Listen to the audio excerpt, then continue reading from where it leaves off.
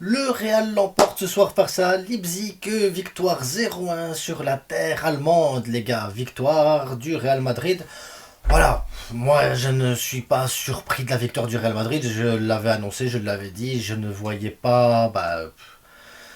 les équipes allemandes sont bonnes en Allemagne et contre le Barça et c'est tout les gars, c'est ça les Allemands, il n'y a pas... Voilà, trop de déchets, pas de finition, tu tues pas le match, et ben, le Real te punit, c'est la Ligue des Champions, c'est comme ça, les gars, je vous dis, moi. Donc, on va débriefer ça tout de suite après le générique. On va parler arbitrage, Real Madrid, Brahim Diaz, Leipzig, et peut-être pas tout ça dans le même ordre. Et c'est tout de suite.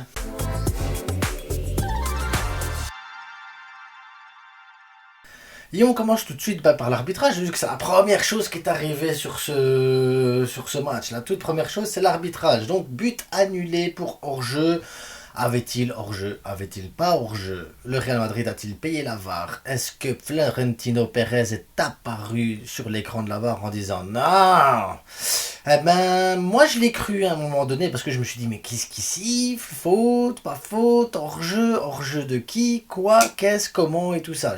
Bon, après, comme je l'ai dit maintes et maintes fois, je me réfère à Archive au VAR qui sont assez... Voilà, quand il y a des erreurs de VAR et tout ça, ils le disent. Quand il n'y a pas d'erreur, ils le disent aussi. Et toutes les explications sont données en même temps. Donc, je vous donne l'explication qui est là. Donc moi, je la vois pas réellement. Hein. C'est une image que je projette pendant le montage. Mais à mes souvenirs, c'est juste qu'en fait, le joueur empêche Lounine de revenir dans ses cages pour pouvoir aller défendre l'action. Donc, comme il empêche et qu'il y a action de jeu, dans ces cas-là, on peut le considérer comme hors-jeu. Donc, le hors-jeu serait valide. C'est une décision correcte du VAR. Donc, je ne vais pas revenir là-dessus. Même si je pense que Lunin n'aurait pas eu la balle. Mais après, voilà, avec des si, on n'en sait rien. Parce que quand on voit le match de Monsieur Lunin Courtois aujourd'hui, peut-être qu'il l'aurait eu, hein, parce qu'aujourd'hui, Lunin, il t'a fait des arrêts, il t'a sorti des trucs, il t'a fait des parades, il a fait son rôle de gardien aujourd'hui, Lunin. Lunin, un grand homme aujourd'hui pour le Real Madrid. D'ailleurs, Lunin et Brahim Diaz, ils m'ont fait penser au Real Madrid qu'on gagnait la dernière Ligue des Champions, là, vous savez. Le Courtois qui arrête toutes les balles, aucun fond de jeu, tu te fais dominer, tu te dis que tu vas prendre un but à un moment donné, l'adversaire se dit qu'il peut y arriver, donc il vendange, derrière Benzema, il arrive, il te met un but. Aujourd'hui, c'était ça, hein. Le mode Real Madrid, c'était ça aujourd'hui. C'était Leipzig, il est là, il pousse, il vendange. Courtois, Lounine, il arrête les balles. Et derrière, Brahim Diaz, il arrive, il te met un but pleine lucarne sorti de nulle part. Il te met le but là. À part dire, pouf, monstrueux, tu sais rien dire de plus. Le gars, en plus, on lui fait faute avant, il reste debout, il va, il se bat, il se met sur son pied gauche, frappe là. Qu'est-ce que tu veux dire? Tu sais rien dire à ça. Le gars, il t'a tué, il les a tués, il les a tués. Et derrière, Talonine, il continue à te faire des parades, et des parades, et des parades. Ah non, aujourd'hui, Cisco, il a vendangé comme jamais un joueur a vendangé avant Lewandowski. Donc voilà, Cisco, Lewandowski, même combat, Olmo aujourd'hui, je ne l'ai pas trouvé. J'aime bien quand il a le balle au pied, j'aime bien ce qu'il propose, mais il manque ce truc à Olmo. Il manque ce petit truc pour dire de vraiment être le joueur qui peut faire prendre une décision, qui peut changer le cours d'un match. Tu avais Xavi Simons aujourd'hui que j'ai trouvé bon, mais pour moi c'est un cran trop léger pour jouer dans un grand club encore.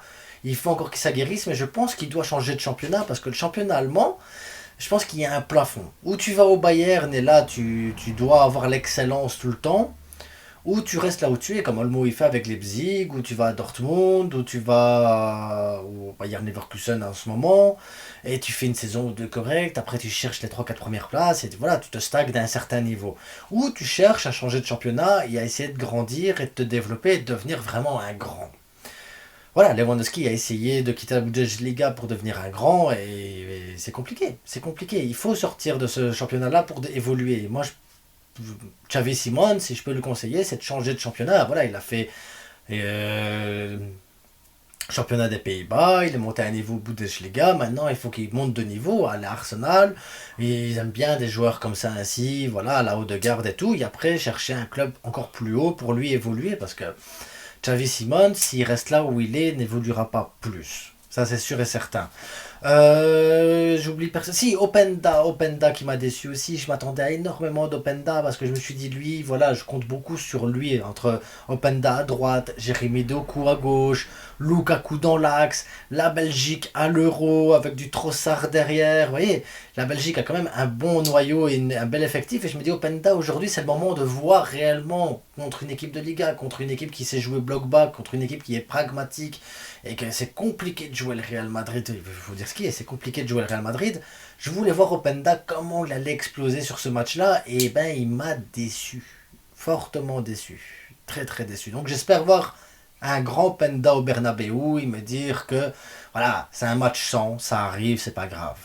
Un joueur qui m'a beaucoup plu du côté des Leipzig, c'est Henrich. Henrich, ouais, on va l'appeler comme ça. Lui, il m'a beaucoup plu défensivement, offensivement, contrôle de balle, les changements d'aile, les trucs et tout ça. Franchement, un bon joueur, belle frappe aussi. Voilà, grand match aussi pour lui, mais après, voilà, Leipzig, ben, c'est trop faible quand tu te dis que ben, le Real Madrid te joue avec Tchouaméni qui a 2 mois d'expérience en défenseur central. Après, le gars, il rassure quand même vachement plus que Nacho. Mais voilà, Tchouaméni, c'est pas un défenseur central. Tu devrais essayer de profiter de certaines failles. Carvajal, 35 ans. Carvajal qui aurait mérité le jaune, les gars. On en parlera peut-être un peu plus tard. Mais voilà, tu te dis, il y a possibilité derrière. Voilà, Mendy fait son match, il fait bien un bon match. Et Tchouaméni, monstrueux. Défenseur central, Tchouaméni, monstrueux, les gars. Kroos, milieu défensif, monstrueux aussi. Il distribue les balles et tout. Et je comprends pas comment les équipes adverses, elles se disent pas, il faut avoir un gars sur Kroos. Tu dois avoir un gars sur Kroos. Quand tu joues le Real Madrid, tu dois te dire, voilà, qui est le joueur le plus dangereux au Real Madrid? C'est Kroos. Il est capable d'avoir 3 gars autour de lui et de te faire un truc simple, qui est une passe. Parce qu'il ne fait pas de trucs extraordinaires. Il ne va pas te faire un coup du foulard, un sombrero, une roulette, des passements de jambes. Non, il va te faire une passe. Et cette passe-là, elle va te casser une ligne, 2 lignes, elle va te démolir tout un pressing adverse, et après tu peux remonter tranquillement la balle. Kroos, il est trop fort. Et si tu bloques Kroos, tu bloques le jeu du Real Madrid. Kroos est le joueur ultime du Real Madrid. Vous allez me dire, oui, mais il y a Bellingham aussi, Vinicius, Kroos, les gars, c'est le joueur ultime du Real Madrid cette saison. C'est lui. Donc, Lounine en mode courtois, Chouameni, défenseur central, comme si c'était Sergio Ramos Prime, Kroos, monstrueux, Kroos monstrueux, Kamavinga qui a fait un gros match aussi dans les efforts et tout ça, Valverde qu'on n'a pas beaucoup vu, mais bon, c'est un travail de l'ombre aussi, c'est ça surtout, c'est un travail de l'ombre. Donc voilà, rien à dire. Rodrigo a fait son match sans plus, sans moins. J'ai pas trouvé Rodrigo exceptionnel. Vinicius, il me dégoûte. Vinicius me dégoûte, les gars. Vinicius me dégoûte. Sa manière de provoquer les adversaires, d'aller chercher toujours avec les supporters et tout ça. Et après, quand les supporters le narguent un petit peu, ils sont racistes. Mais en même temps, tu fais chier tout le monde tout le match. L'arbitre il te met une jaune et t'es encore là. Ouais, mais pourquoi? C'est lui, il vient vers moi. Mets-toi à 9 mètres, c'est là, c'est ta place. T'es un footballeur professionnel, tu le sais. Oui, mais quand même, c'est pour perdre du temps. Ouais, mais à un moment donné, merde, tu provoques les adversaires, tu provoques les trucs. Mais il me dégoûte autant qu'il a de talent, hein, ce joueur. C'est ça, moi, qui me répugne encore plus. C'est que le gars, il est bourré de talent. Son crochet, son truc, son poteau. Et le gars, pareil, il a le ballon, tu sais qu'il faut être à 2 pour le contrer, tout ça, parce qu'il est bourré de talent, ce joueur. Mais il me dégoûte. Et je sais pas, vous, en tant que supporter du Real Madrid, comment vous supportez ça, hein? T'as envie de lui mettre une grosse claque comme ça, tac, réveille-toi, c'est du foot. C'est du foot, arrête, descends, amuse-toi, joue avec la balle. Sois brésilien. Arrête de râler, sois pas une... Ça va être macho. Merde. Ah, c'est chiant. Vinicius, c'est chiant, je vous le jure, c'est chiant. Aïe. Mais voilà, sinon, oui, Vinicius, plein de talent, hein, mais son caractère, moi, ça... Ronaldinho à l'époque, bourré de talent, le Ronaldinho. Il driblait et tout ça. Il se faisait enchaîner par les adversaires, roué de coups et tout. Il tombait, le sourire, il se relève. Ah ouais, je sais, je suis trop fort. Hop, il repart, il continue ses dribbles et tout ça. Il s'en fout. Il vivait sa vie, sa life sur le terrain. Il était bien, le Ronaldinho. Et t'as un gars avec un talent aussi impressionnant que Ronaldinho. Un caractère Bref, tout ça pour dire, Brahim Diaz, franchement, s'il fait ça avec l'Espagne, ça va être beau. L'Espagne avec un Lamine Yamal, un Brahim Diaz et peut-être un Morata en mode buteur comme on a cette saison en Liga. L'Espagne aussi, ça sent bon, hein, les gars. L'Espagne, la Belgique. L'Espagne-Belgique en finale. C'est comme ici, hein, Ligue des Champions, là, le Real Madrid s'est mis en mode Ligue des Champions, mais ça va être le Barça contre la Real Sociedad en Ligue des Champions. Oui, j'annonce la couleur, demain la Real Sociedad gagne contre le PSG, et je débrieferai ce match, et j'assumerai pleinement que la Real Sociedad gagne. Je l'annonce là, la Sociedad va gagner demain. Bref, on va s'arrêter là-dessus sur le débrief les gars, et on se retrouve demain pour le débrief à chaud du PSG contre la Sociedad. En attendant, n'oubliez pas le plus important, c'est que du foot. Parce que ouais, c'est que du foot. Et on se retrouve demain. Ciao.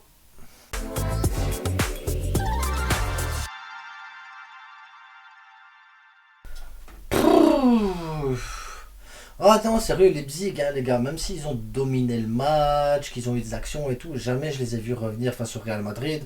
Et Real Madrid, tu sais bien que, voilà, tu tues pas le match, ils vont te tuer, ça c'est sûr et certain.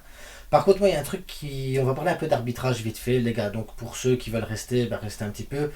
Je m'étais plaint dans une précédente vidéo, je sais plus quand exactement, il y a 1 ou 2 semaines, hein. Mais en ce moment, il y a tellement de choses avec l'arbitrage, tellement de trucs qui vont pas, que je comprends pas pourquoi on n'a pas les discussions du VAR en direct, pourquoi on n'a pas les explications de l'arbitre à la fin du match, où on lui demande voilà pourquoi ça, un peu comme les entraîneurs quand voilà t'as le changement, pourquoi vous avez fait ça, est-ce que c'est pas une erreur tactique, est-ce que vous n'avez pas été surpris par l'équipe adverse, bref, toutes les questions un peu bizarres que les journalistes peuvent poser à des entraîneurs.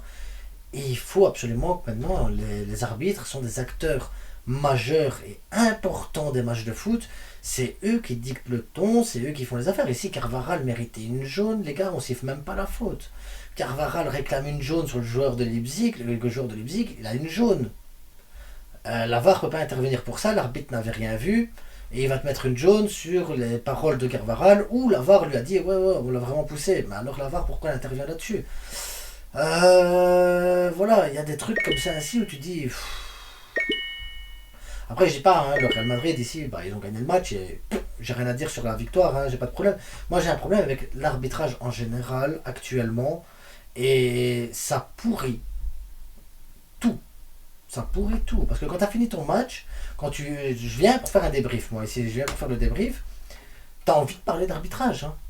Tu as envie de parler d'arbitrage, qui soit dans ton sens, pas dans ton sens, peu importe. Hein. Et ça devient problématique, les gars. Quand le foot n'est plus la, sa principale cause de conversation, par exemple, il a raté autant, dommage, le gardien a fait un bon match, le but de Brahim Diaz il est monstrueux, tu peux partir sur des tas de trucs, et dans tous les matchs, tu peux parler de plein de choses de football, mais à partir du moment où la première chose que tu dois parler, c'est de l'arbitrage, et que c'est systématique, et que c'est récurrent, il faut une solution à ce problème-là, parce que là, ils vont te sortir les cartons bleus bientôt.